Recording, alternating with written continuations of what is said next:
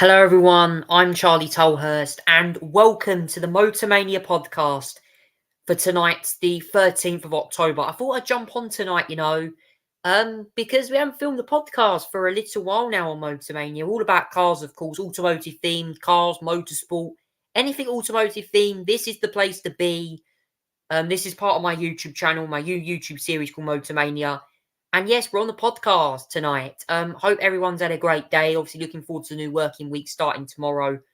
Plenty of content coming up on the YouTube over the next week or so. I'm going to be doing a couple of new videos.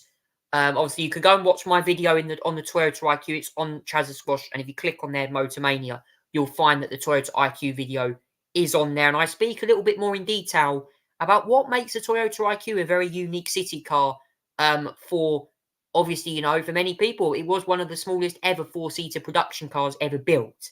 Kind of looks like a little plastic, just like a little plastic toy box. That's like a little toy box of a car, really. So, yeah, very interesting. Tonight's show, general car news, and obviously as well, I'm going to react to some of the big news from the world of motorsport, well, including the British Touring Car Championship as well last week. Let's start off though we're going to start off the show with the British Touring Car Championship. I went to Brands Hatch the other weekend actually, for the season finale of the sport.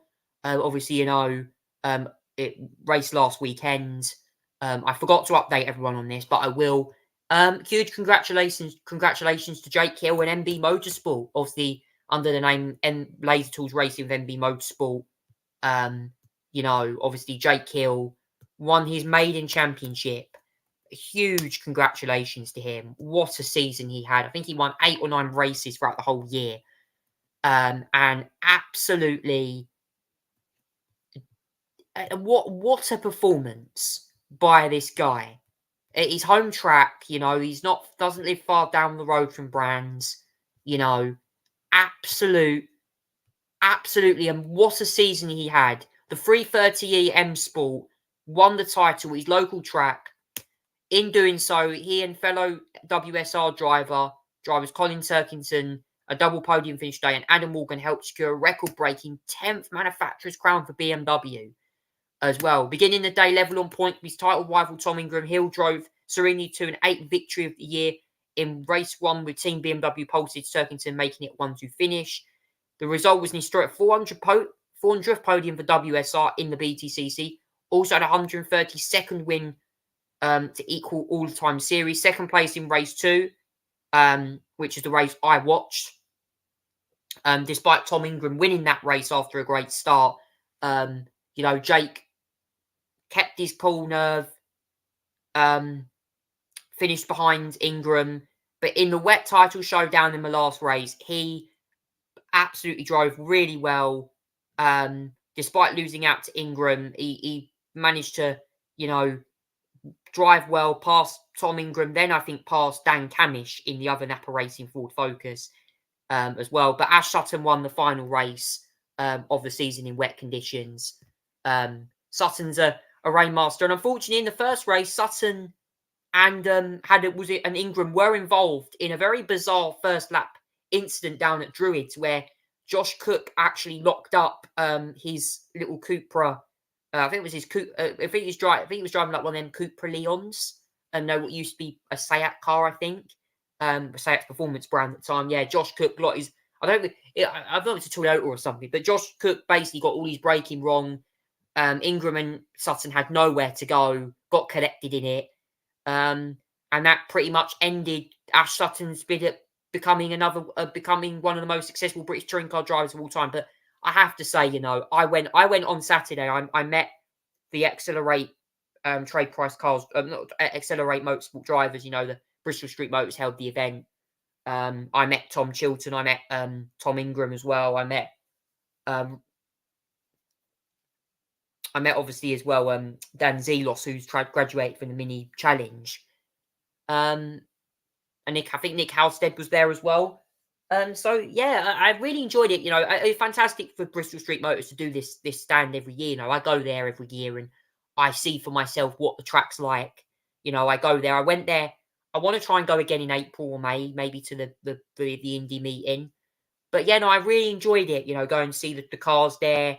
chatting to some of the drivers. Jason Plato as well, huge guest, became obviously an ex-British touring car driver. But what a weekend. What a moment for West Surrey Racing. Honestly, a huge achievement. Huge well done as well to Mark Blundell on this achievement. You know, an ex-F1 and IndyCar driver. What a huge achievement for Jake Hill. And the fact he's come through the academy proves to you that Mark Blundell, what a job you've done to get him all the way up to where he is today. You know, going through the ranks, going through Renault Clio Cup as well. You know, going for all these other junior series into the British touring cars. Massive achievement for Jake. Very, very proud. I mean, I was rooting for Tom Ingram all the way, but, you know, I have to say, I was rooting for both of them. I wanted Tom to win. You know, I was very much a Tom Ingram fan, but I love Jake Hill. What he done that weekend and what he's done all season has been amazing. That car, that BMW, the setup, you know, the Hyundai i30 N that Ingram was driving, very closely contested throughout the whole year, and even at Ash Sutton at times as well. But in the end, the BMW just, in the end, the wet conditions suiting the rear-wheel drive BMW really well. And in the last race, Ingram was just completely, he had no grip at all. The Hyundai was really struggling to put its power down, and the i30N just didn't end up sinking in well to the wet conditions. But well done to Jake Hill, huge achievement. And I think definitely a star in the making. You know, he's still young, quite young as well, and he's still got a huge career ahead of him, I think. And, you know, some big things could come down the way for Jake Hill, certainly. Also, as well, in the British touring car news as well, Aaron Taylor-Smith won the independent drivers as well. In terms of that, Napa Racing have also completed a hat-trick of titles as well. Not only did the Northamptonshire-based outfit complete 3 championship successes in a row, the team also did so without relinquishing first place in any of the season. And yes, they, I think, won the team's championship, if I'm correct. Yes. Well done to Napa Racing. A huge achievement for them as well. To still win the team's championship. I think they won in all the series. I think they also won, I think, in the mini challenge as well. So well done to them. Huge achievement. Yeah, just well done to Napa Racing. And I think, you know, teams championship wise, that full focus ST certainly has got a lot of potential. The British Touring Car Championship returns next year. In terms of the calendar for 2025, I will go on that now for you. In terms of the 2025 season, I don't know if the calendar has been released yet, but we will quickly just go over that whilst we're here. The 2025 British Touring Car calendar. The racing, it has been announced. It will kick off again late April, which is the 26th to the 27th of April. That is the first 3 rounds. It is going to be back again at Donington Park on the 26th and the 27th of April. And then a couple of weeks later, we go, of course, to Brands Indy. That will be the first Brands meeting of the season. That will be on the 10th to the 11th of May. Then we've got other meetings as well. Snetterton obviously still in that earlier slot rather than a later slot. That's 24th to 25th of May. Then we also have as well a couple of other meetings in June at Thruxton, Alton Park Island, the short Alton Park layout, Croft, Knockhill, and then the 2 long versions of Donington, Silverstone towards the end of September, and then the 4th and 5th of October will be, of course, the final round at Brands Hatch. So I'm looking forward to this. It's going to be a huge championship for everyone, and I'm looking forward to it very, very much. Car news now. Let's go on with this. I want to talk to you guys about some car news now, because there's been a lot of news, hasn't there, in this? So, in terms of new car news, let's dive on here quickly and talk about some news that might be interesting to all of you guys. So, let's talk, shall we, about some of the big news over the last week. doesn't seem like there's that many news that's been announced, really, according to this. What we do know is every new car and concept car coming to the Paris Motor Show. This is the full list of some cars that are going to be taking part in the show. Majority of them going to be electric, because obviously that's what the world is going to be going for at the moment.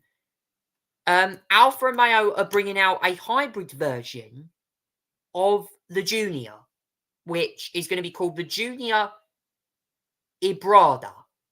Okay, a very weird name for that car, if you ask me. The Junior is one of Alfa's smallest crossovers. It's basically similar to the Tonal. It's going to have a 134 brake horsepower mild hybrid powertrain. So it's going to be very similar to the Jeep Avenger and Fiat 600. I'm expecting, this car will have a very interesting stance. Looks pretty angry to me. When you kind of look at the way this car's designed with that rear door, kind of looks like a Toyota CHR, doesn't it? That kind of like low slung profile. Gives me vibes about Toyota a little bit. The Tonal's also going to be giving up. It's going to be a software upgrade, infotainment system, plug-in hybrid powertrains. The Tonal's going to be getting updates. Alpine are also bringing out a 390 beta concept as well. Alpine are also bringing out the Alpenglow HY6, which apparently, according to this, is going to be a hydrogen-powered car, according to this. It's going to use a switch to bespoke V6. Reckoned it could drive up to 62 miles between fill-ups at racing pace, boost the power to 335 bhp. In electric car news, a 300-mile BYD Sea Lion 07 concept will be making an appearance at Paris. It's expected to feature advanced driving systems. So I don't know whether autopilot could come in there handy. The Citroen C4 is also going to receive a facelift as well. New looks on that one as well. Also as well coming out is a Dacia. People call it Dacia. The Dacia Bigster. The largest and most expensive model yet by Dacia. It's going to take on the likes of the Skoda Kodiaq and Ford Kuga. It's going to be based on the same underpinnings as the Duster. And it's going to have increased interior space. So this could take on like the MG HS, for example. Going to start from around £29,000. It's going to be the most expensive model yet Dacia's done. I mean, in today's world, £29,000 is actually cheap for a car now. Cheaper than a lot of cars that of its most premium rivals. You can think about it. When the Sandero come out, that cost less than £6,000 for a base model. So times have changed.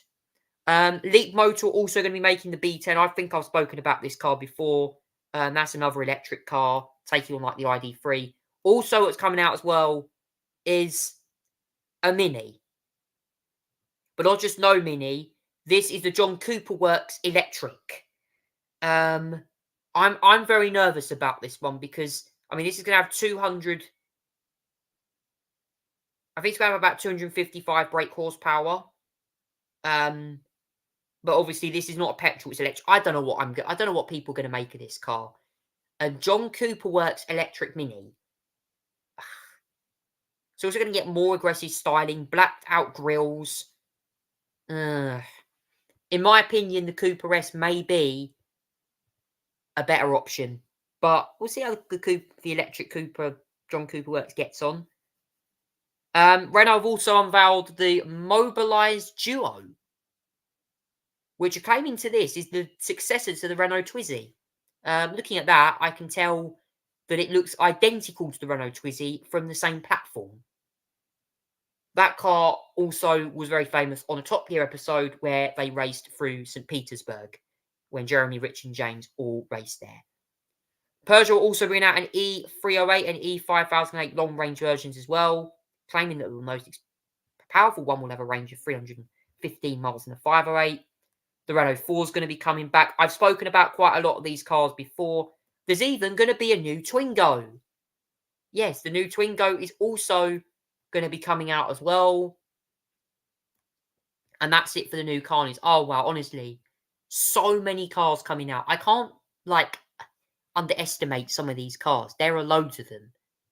And, I just think that the Paris Motor Show this year is going to be very interesting to see how, all these cars get on. Because in general, a load of them look very interesting. All of the designs, all of the designs of them that have interesting engines. It's going to be interesting. And I think, it will be interesting to see how you can really get on. So without further ado, I'm going to play a quick video of some of the cars that you could be expecting at this event. So here comes a quick little video here on the Paris Motor Show. Some new cars being unveiled. Flock to Paris every year. It's all about the cars, of course. Get ready for a wild ride through the future of automobiles. This year's Paris Motor Show is packed with jaw-dropping reveals and cutting-edge concepts. First up, Renault is bringing back a legend with an electric twist, the all-new Renault 4. And if you're into SUVs, Dacia's Bigster is ready to take on the big boys in the mid-size market. Mini fans, rejoice. The John Cooper Works edition of the latest hatchback and Aceman SUV are here. And guess what? They're electric too. But that's not all. Alpine is showing off the A390S, their upcoming electric SUV concept, and the Alpenglow High 6, a hydrogen-powered hypercar that'll make your heart race. Volkswagen isn't sitting this one out either. They've got the 7-seat Tayron based on the Skoda Kodiaq making its big debut. From electric vehicles to hydrogen hypercars, the 2024 Paris Motor Show isn't just an event. It's a glimpse into the future of driving.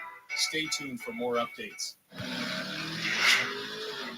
Interested in Mini, I think, also bringing out the Aceman as well. I'm very interested to see that.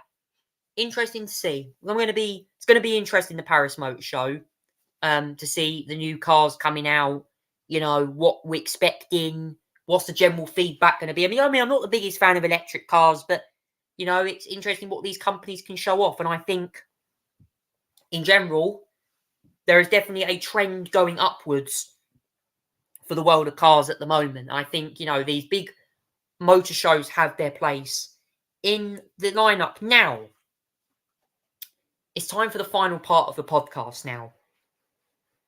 And last time on the show, I spoke about tyres, like Continental winter tyres. I spoke about that because obviously the weather's going to be getting colder soon. People are going to need to fit thicker tyres on their cars, especially those who are doing off-roading. You're travelling off-road and, if there's snow or ice, or you want thicker grooving in your tyres. But today on the show, I thought I'd talk about something different motoring related.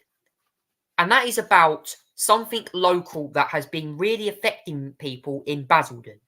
Potholes. Yes. Now, I drive down a road. Now, this kind of is going to go a bit political, but I will keep this motoring themed. Okay. Now, potholes are not great for your car. And I will say one thing. There is one road in Basildon that has horrendous amount of potholes down it that can cause punctures like crazy. I'm referring to a road called Whitmore Way. Now, Whitmore Way is located in Basildon and is a road that attracts potholes galore, if you ask me. Okay, and a couple of years ago, in fact, last year, even 2023, someone's saying that residents say Whitmore Way is one of the worst roads for potholes in Basildon. In fact, also as well, there was more in Upper Main. Now, I know this article may be a year old, but I want to show you what I'm on about, because potholes is a very important topic in motoring. If you drive over a pothole too fast or too slowly, or you catch the pothole, there is a chance that your tyre could go kaput and bang and you get a puncture. So this is what I'm on about right now when it comes to this.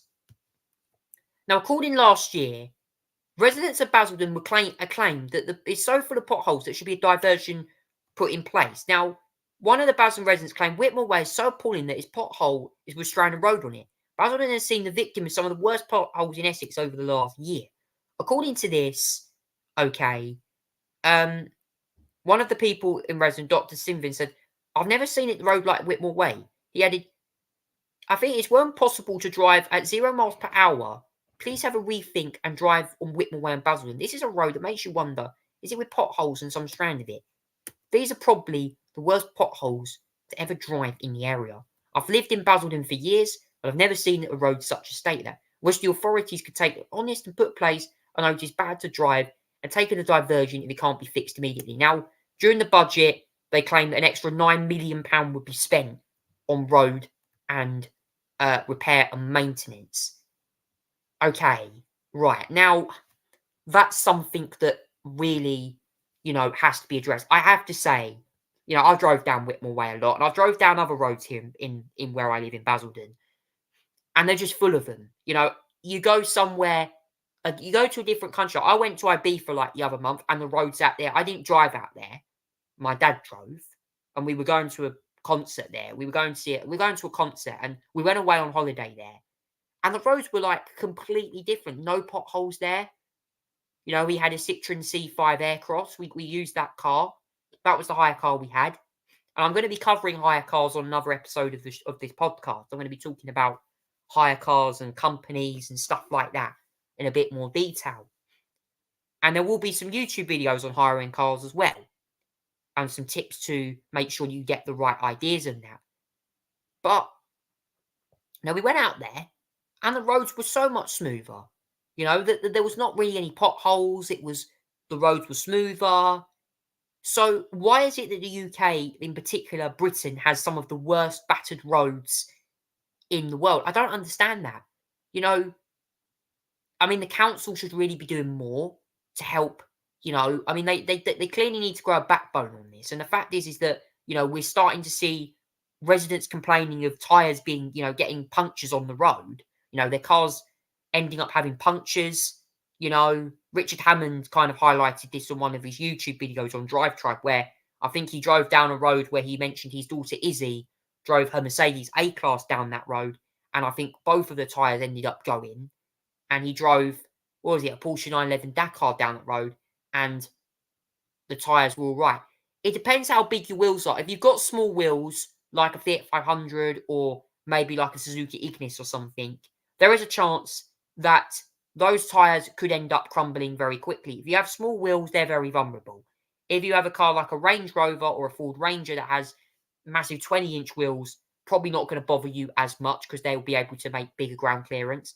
But it will give the shock absorbers and the suspension a very rough ride. So, yeah, it is a big problem. I'm not going to lie. I know it's a little bit of a political thing that I'm on about on this show. And motoring can be a bit political at times as well. When you're talking about ULEZ and stuff like that. But I have to say, this is a real big issue.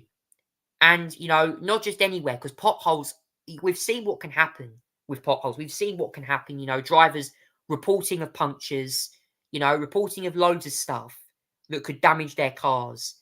And the worry is that if more people start, driving over potholes and getting punctures, and, especially on a day when you got to work, say you leave for work at 7:30, you got a 20-minute drive to work or a 15-minute drive to work, say you had a puncture, on the way there, you'd have to call up work saying, I'm sorry, I've had a puncture. How am I going to get to work? And not just that, work, coming home, dropping your kids off to school, all that kind of thing, the things we do in daily life. And you sit by the side of the road because your car has a puncture and you've got to wait ages for the emergency services to come out. It can be very daunting. It can actually be very, very, very scary. You're sitting, like, literally, you're literally sitting, like, in the car on the side of the road, like, waiting for someone to come out. You can change the tyre by yourself. Okay. People can change tyres by themselves. If you've got a spare wheel, but you haven't got a spare wheel, if you've got a spare wheel, all you'll be doing is, if you have a spare wheel, you won't be able to be going that fast because the spare wheel usually has a limit. you're gonna have to go and get your tyre done. And trust me, some places, getting appointments at garages to get tyres changed can take ages. Sometimes they can take days. You have to try and. I got when I had a puncture once in one of the cars I owned. It was a blue Ford Fiesta a couple of years ago. I was driving up to Thurrock in the car on the A13, and I noticed on the dashboard that there was a warning light that appeared, and my tyre was flat. I think it was my left rear tyre, passenger rear, left rear tyre, or it might have been left or right rear. One of the tyres was showing a loss of pressure, and it turned out that the tyre had gone. I don't know whether it caused from a pothole or something, or it caused from shear bracing or something, but the tyre had gone, and I had to go and get it repaired, and I'd call my dad out to repair it. In the end, I took it to a garage down the road from me.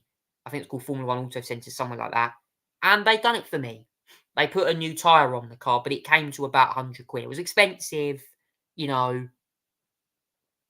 and potholes can kill tyres easily.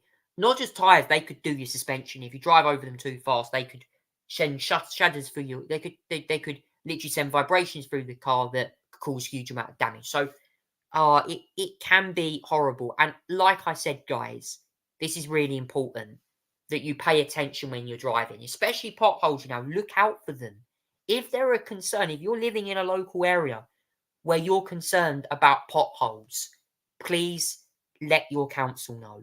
Seriously, if it's causing cars, particularly older cars, cars that are generally more vulnerable, like second-hand cars, like the older Mazda MX-5s, they have small wheels, even like your old school BMWs and Audis and stuff, people that own these higher end cars and stuff, like these saloons and stuff, and especially city cars like Minis and stuff, Mini Coopers, Mini Cooper S's, Mini Coopers, Mazda 2s, little cars like that have small tyres. Just make sure you be careful, because they're the ones that are the most vulnerable.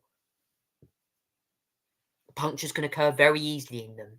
And, small wheels do not go well with potholes or speed humps. So make sure that you keep an eye on them, because if your tyre goes, you're in all sorts of trouble. So I thought I'd mention that on the show tonight, just as a brief reminder for those people who want to know more about the importance of driving, and especially potholes of being such a thing that can catch many people out. They can be car killers, they can be tyre killers, they can be anything.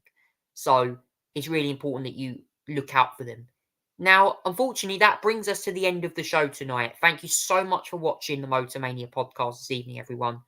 And I hope you have a great rest of the week. Obviously, the new working week starts tomorrow. I hope everyone enjoys the new working week. And yes, in terms of new content coming to Motormania, I'll be releasing a couple of videos next week. One video in particular will be a very interesting video, which I'm going to be highlighting on motorsport as well. I'm going to be talking about F1 as well. There'll be motor, and also as well, by the way, guys, I'm going to announce on the podcast tonight that I'm going to be doing some motorsport themed content, motorsport themed articles coming up as well that you'll be able to read. I'm going to start publishing maybe a Substack. There's some future projects that I've got coming up, which I can't wait to share for you on the channel, on my channel. So I'm looking forward to it all as well. And yes, there'll be some new videos coming out, and I will see you during the week for the content. But anyway, for the meantime, the Motormaina Podcast, we'll see you again next time for another edition of the show. I'm your host, Charlie Tolhurst, and this has been live on YouTube for the Motormania Podcast for the 13th of October. Take care, everyone, and have a great rest of the night. Goodbye.